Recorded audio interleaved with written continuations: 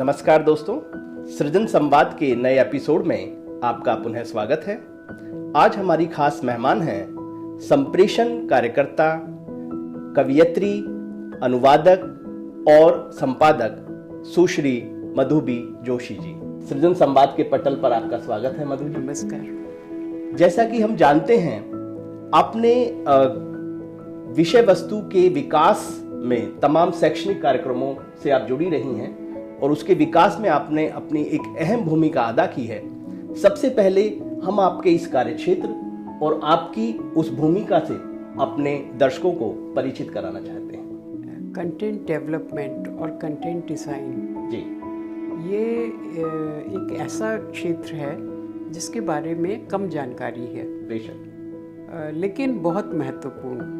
निसंदेह। एक अरसे तक जब लोग मुझसे पूछते थे कि तुम क्या करती हो, तो मैं बता नहीं पाती थी। तो आखिर मैं ये बताती थी कि मैं स्क्रिप्ट राइटर हूँ। स्क्रिप्ट राइटर सबको समझ आता है, लेकिन कंटेंट डेवलपमेंट और कंटेंट डिज़ाइन बहुत महत्वपूर्ण है। वो जब तक नहीं होगा तब तक स्क्रिप्ट नहीं आपकी बन सकती है, वो तैयार नहीं हो सकती। वो बहुत जैसे मकान बनाने के लिए फावड़े से नींव खोदने जैसी चीज़ है। तो होता क्या है कि शिक्षा में हम नई अवधारणाएं लाते हैं। तो जब हम एक अवधारणा ऐसी ला रहे हैं जो या तो जिस वर्ग को शिक्षित करना है उसके लिए एक नई अवधारणा है, या जो शिक्षित करने जा रहा है वर्ग, कभी कभी उसके लिए भी अवधारणा बहुत नई होती है और उसको भी मालूम नहीं होता है कि इस चीज़ को किस तरह से संप्रेषित किया जाए। तो उसके लिए एक तो पहले टेक्निक डिवाइस करना कि ये ट्रांजैक्शन कैसे होगा, और फिर एक बहुत जो हमारे जो श्रोता वर्ग है या हमारा जो दर्शक वर्ग है वो उसको पकड़ पाए, उस तरह की भाषा में उसको प्रस्तुत करना, ये कंटेंट डिज़ाइनर और कंटेंट डेवलपमेंट वाले व्यक्ति का काम होता है। जैसा आपने बताया कि संप्रेषण कार्यकर्ता के काम के बारे में आम आदमी नहीं जानता है। हाँ। अभी आपने बताया, मैं चाहूँगा कि किसी कार्य योजना के माध्यम से आप इस बात को थोड़ा सा और अगर स्पष्ट करें तो हमें भी और हमारे दर्शकों को भी समझने में आसानी होगी। ठीक है, मैं इसका एक बहुत ही हाल का और मोटा सा उदाहरण बताती हूँ। मदरसों में सीबीएसई बोर्ड की पढ़ाई करना जो बहुत ही अच्छा कदम है, लेकिन इससे पहले हमें जो मदरसे में अध्यापक पढ़ा रहे हैं, जो एक पद्धति से पढ़ाने के अभ्यास है जिनका, हम बच्चों की बात नहीं कर रहे हैं, बच्चे तो कम उम्र हैं, वो पिक कर लेंगे, लेकिन जो टीचर्स हैं वो सीबीएसई बोर्ड का जो करिकुलम है, उसका जो स्टडी मटेरियल है, उसको कैसे अपने बच्चों को समझाएंगे, इसके लिए पहले तो उन्हें ही ट्रेन करने की ज़रूरत होगी। तो यहाँ पे कंटेंट डेवलपर का एक इंटरवेंशन बनेगा, यहाँ पे आएगा। दूसरा एक और उदाहरण जो बहुत पॉपुलर उदाहरण है,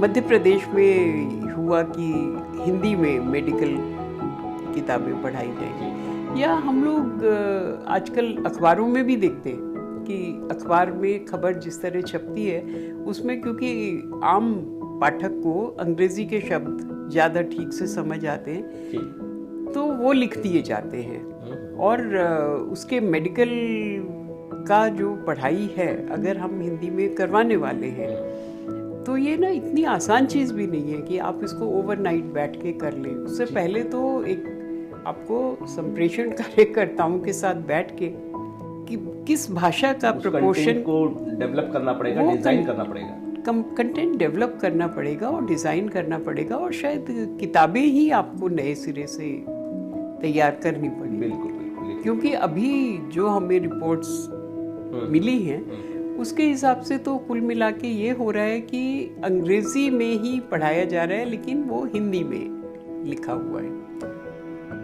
बिल्कुल आपने सही एक विषय को आपका जो है स्पर्श किया है। हमने अभी कुछ खबरों में देखा कि मध्य प्रदेश सरकार अपने जो मेडिकल कॉलेजेस हैं वहाँ पे उन्होंने मेडिकल की पढ़ाई को हिंदी में शुरू किया है और उसमें हिंदी में कुछ टेक्स्ट बुक भी जो है वहाँ पे उन्होंने शामिल की हैं। लेकिन जब उन बुक्स का जो है अवलोकन किया गया तो उनकी जो भाषा है वो, जैसे आपने कहा कि अंग्रेजी के शब्दों को देवनागरी में लिख दिया गया है, तो वो एक अच्छी भाषा और एक संप्रेषणीय भाषा उस तरह से अभी डेवलप नहीं कर पाए हैं।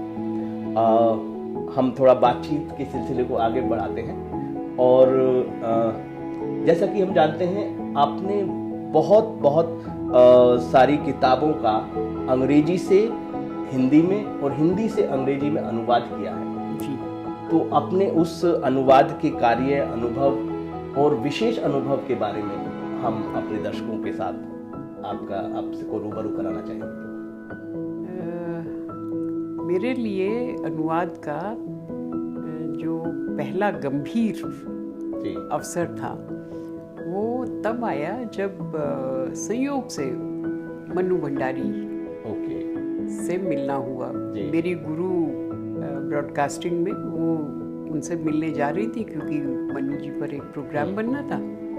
तो मैंने कहा कि मैं भी चलती हूँ क्योंकि मैं मन्नू जी को देखना चाहती थी। तो मैं उनके साथ गई और फिर वहाँ बात हो रही थी, तो ये राजेंद्र यादव भी थे। तो ये बात चली कि मन्नू जी की कहानी है जिसको यूरोप में 5 भाषाओं में ट्रांसलेट होना है, लेकिन वो अभी इंग्लिश में ही ट्रांसलेट नहीं हो पाई है, मतलब स्टैंडर्ड टेक्स्ट नहीं बन पाया है। और उन्होंने कहा उसके कुछ अनुवाद हुए हैं लेकिन जो हमें पसंद नहीं आए। मैं उस समय मेरे ख्याल से मैं 28-29 साल की थी और बहुत ही बेसब्र। और अंग्रेजी में एक कहावत है ना, fools rush in where angels fear to tread. तो मैं ये चिंता किए बिना कि ये बड़ी लेखिका है, इनकी कहानी की होगी तो अनुभवी और बड़े अनुवादकों ने की होगी और इन्हें पसंद नहीं आ रही है। और मैंने झट से कहा कि मुझे दीजिए, क्योंकि मेरा मानना था कि अनुवाद में कुछ धरा वरा नहीं है, बेकार की बात है। जो अंग्रेजी में लिखा है उसे हिंदी में लिख दो, जो हिंदी में लिखा है वो अंग्रेजी में लिख दो। और मैं सच में आपको बता रही हूँ कि मेरा काम ना अभी 5-6 साल पहले तक ऐसे ही चला। अरे वाह। कि हाँ, जो अंग्रेजी में लिखा है वो हिंदी में कर दो और जो हिंदी में लिखा है अंग्रेजी में। अब संयोग की बात है कि वो उसमें लिटरेरी मेरिट पाया गया और वो पसंद किए गए। तो और मैं बड़ी बात मानती हूँ कि राजेंद्र जी और मनु जी ने एक बार नहीं सोचा कि ये लड़की, इसको क्या आता है, उन्हें पता नहीं। पहली बार मुझसे मिले, उन्होंने कहा चलो तुम इसको करो, और मैंने लिया और अनुवाद करके उनको दे दिया। बहुत सुंदर अनुवाद।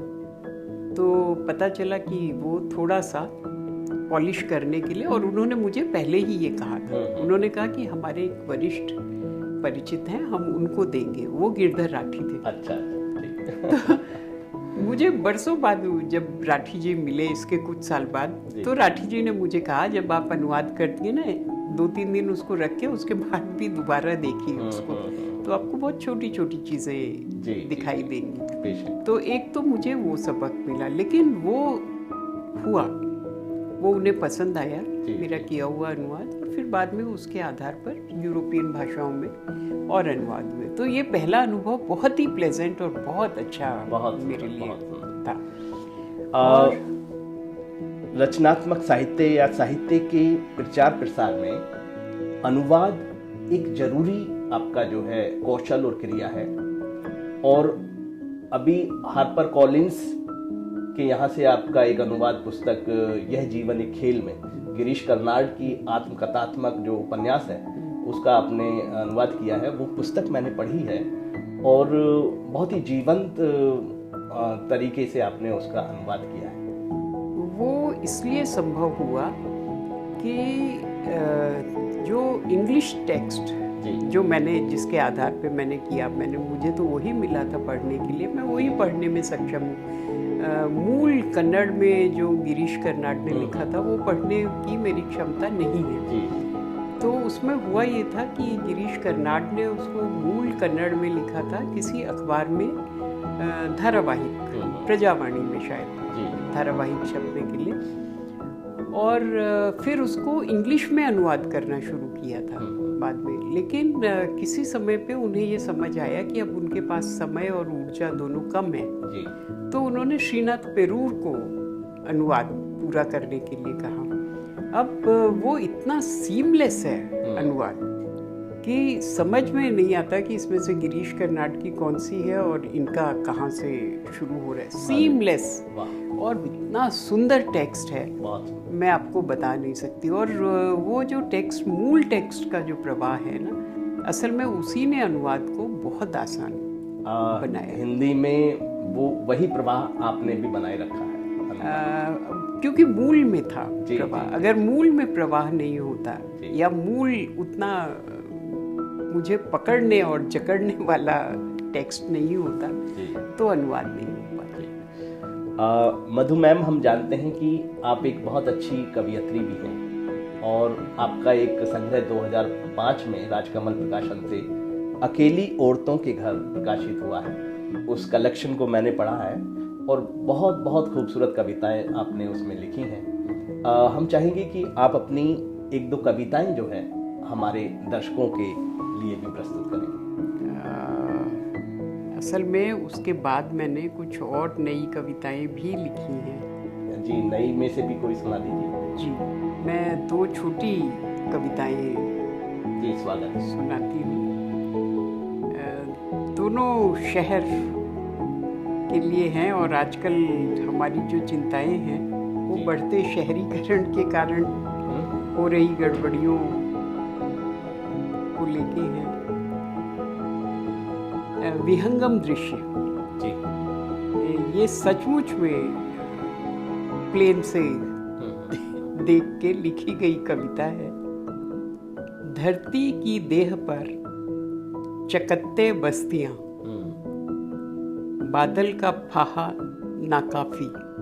वाह, धरती की देह पर चकत्ते बस्तियां, बादल का फाहा नाकाफी।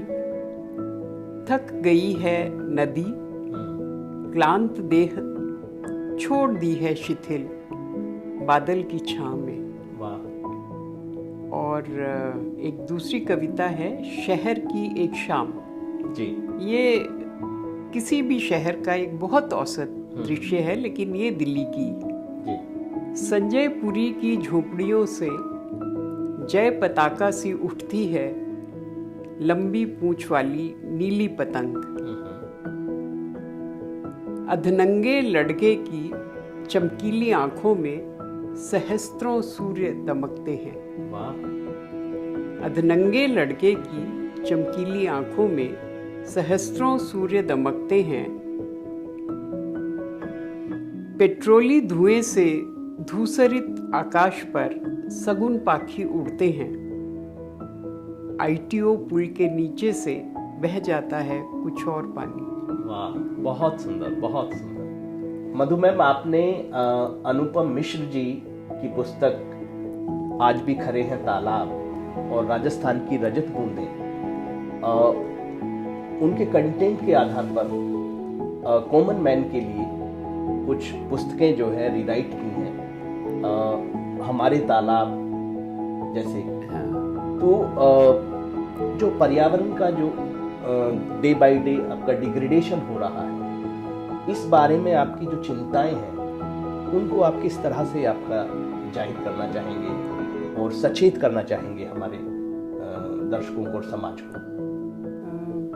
देखिए, पर्यावरण एक ऐसी चीज़ है जो हर पल हमारे जीवन का हिस्सा है और हमारा एक एक चुनाव, हमारी एक एक चॉइस और एक एक काम उसको प्रभावित करता है।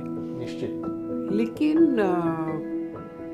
मैं नहीं जानती ऐसा क्यों हुआ है, लेकिन ऐसा माना जाता है कि पर्यावरण एक ऐसा बड़ा प्रोजेक्ट है, एक ऐसा बड़ा काम है जिसे सरकारें ही करें तो करें, हमारे बस का तो कुछ नहीं है। लेकिन मैं ये कहूँगी कि बारिशों का पानी है। पिछले कुछ सालों में देखिए कितने भयंकर रूप से जहाँ बाढ़ें नहीं होती थी वहाँ बाढ़ें आ रही हैं। ना राजस्थान, गुजरात जैसी जगहों में बाढ़ का आना कोई सामान्य घटना नहीं है। तो उसका कारण क्या है? उसका कारण हमारा विकास का मॉडल है। जी। आपने क्या किया, जगह जगह सड़कें बना दी। जहाँ सड़कें बनाई उसके साथ में आपने जो पहले से पानी को प्रवाहित होने की, बारिश के पानी के बहने का जो एक नेचुरल सिस्टम था, जी। आपने उसको ख़त्म कर दिया, उसको बाधित कर दिया। उसको बाधित कर दिया। नाले, अगर नाले नालियाँ हैं, पुराने नाले नालियाँ थे, वो पाट के उनके ऊपर कुछ कुछ बना दिए गए, जी, जी। निर्माण कर दिए गए। तालाब ख़त्म कर दिए गए जो बारिश के पानी को बचाने के।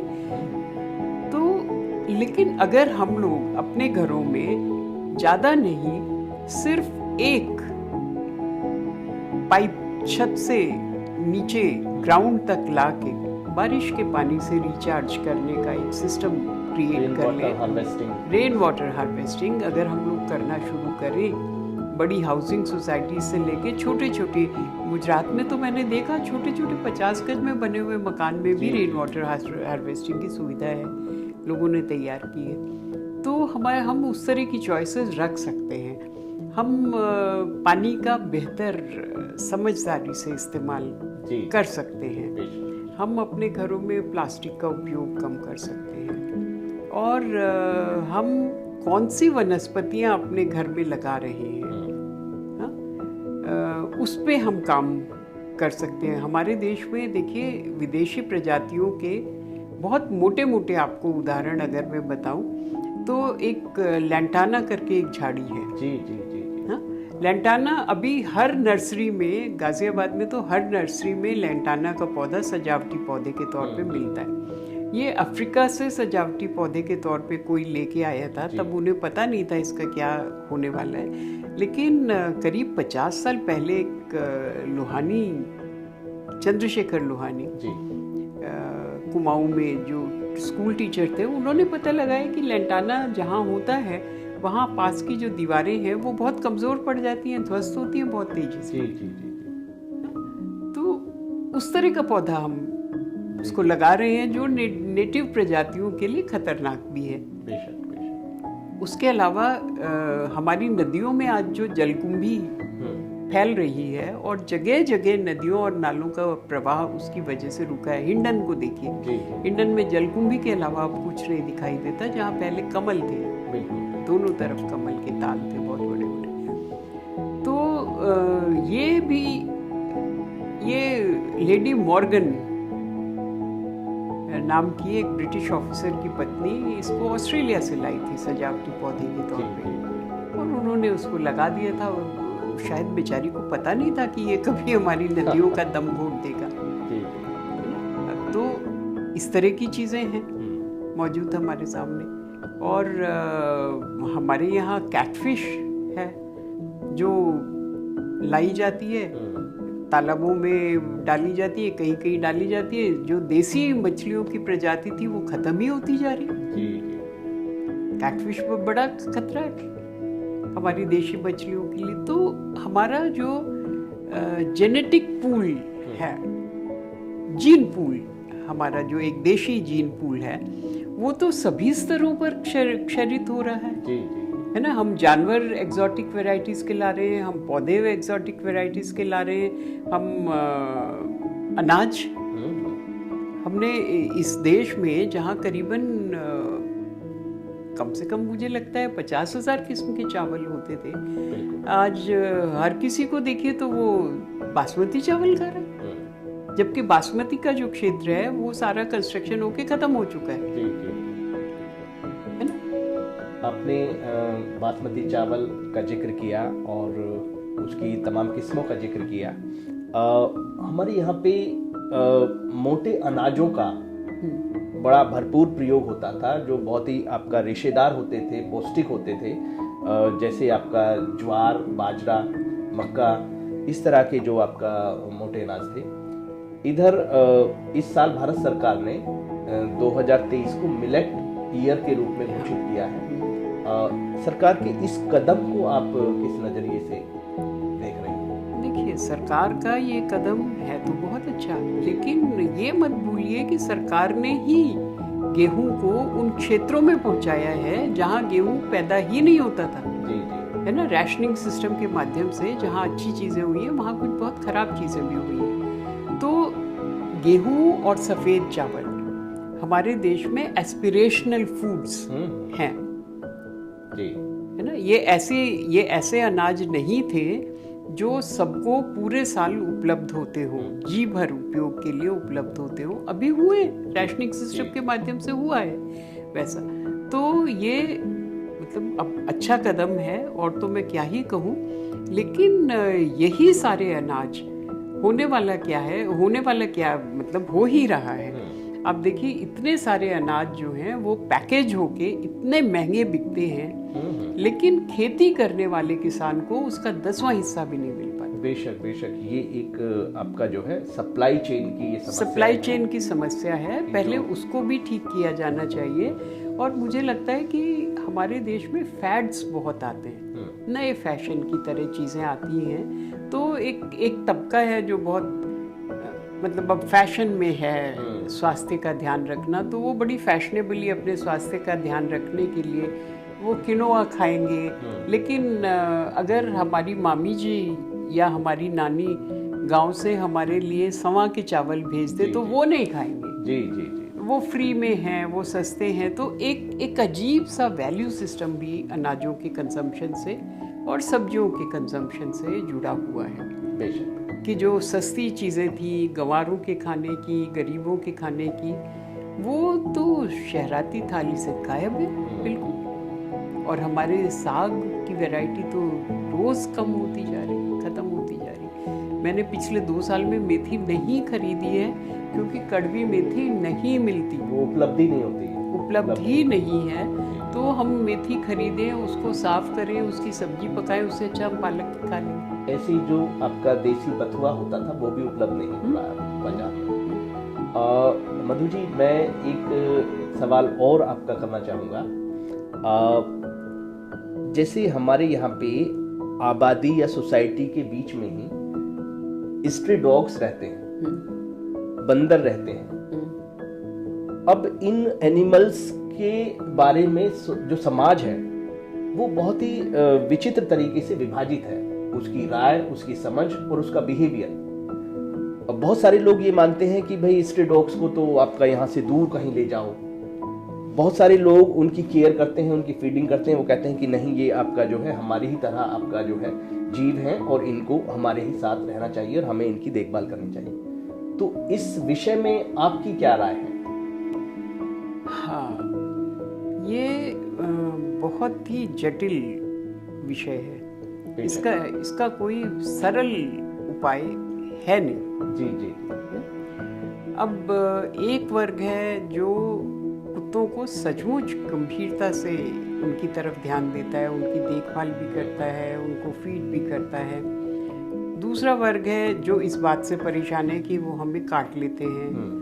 तो कुत्तों के जो काटने की वजह है वो ये है कि बच्चे और घरों में रहने वाले लोग उनके साथ काफ़ी हिंसक व्यवहार करते हैं ना? कभी कभी वो भूखे होते हैं, परेशान होते हैं, इससे भी काट लेते हैं, है ना, या एग्रेसिव होते हैं भूखे होने से, परेशान होने से। लेकिन इन दो धाराओं के बीच कोई तालमेल है नहीं। आपने लोगों को अपने आसपास मौजूद रहने वाले जीवों का सम्मान करना नहीं सिखाया।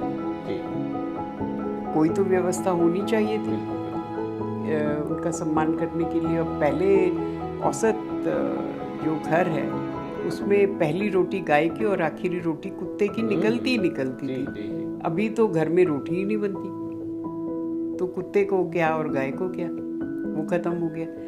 दूसरी बात यह है कि यहाँ पर NGOs की और शासन की भूमिका भी आती है।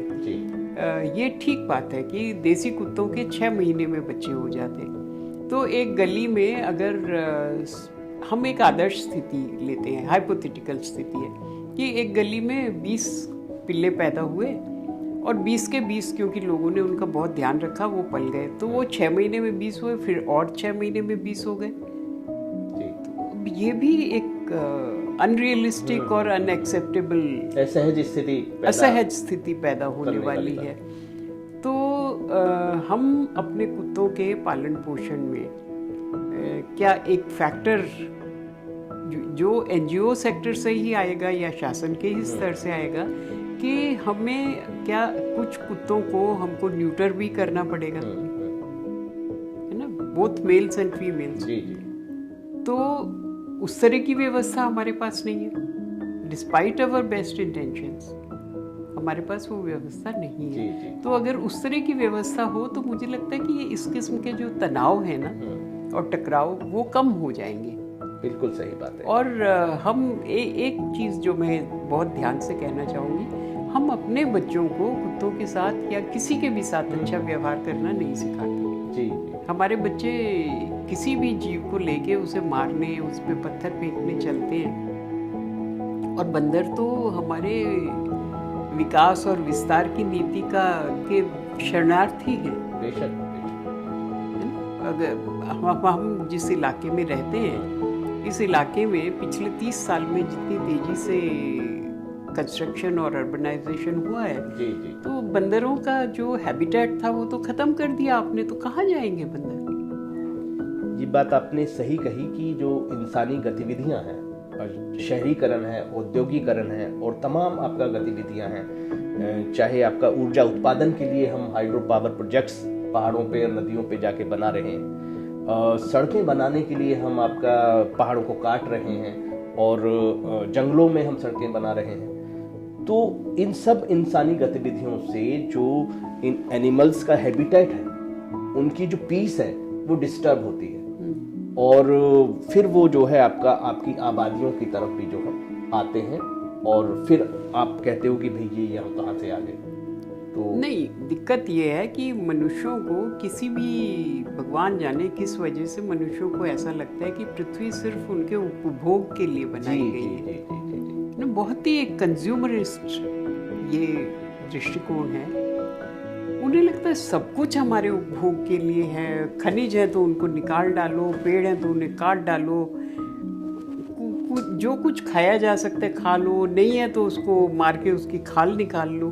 तो एक ऐसे विचित्र उसके साथ आप जंगलों में जाते हैं तो आप एग्रेसर के तौर पे जाते हैं, है ना। आप एक सहज सम्मान के साथ तो जंगल में नहीं जाते। तो आप क्या करते हैं, आप जानवरों का जो नेचुरल हैबिटेट है आप उस पे कब्जा पहले ही किया हुआ है और उस कब्जे को बढ़ा रहे हैं, आप उसको बढ़ा रहे हैं ना। तो इसमें तो ये होने ही वाला है कि मनुष्यों के और पशुओं के बीच जो द्वंद्व है वो बढ़ने ही वाला है, और जानवर भी हिंसक होंगे।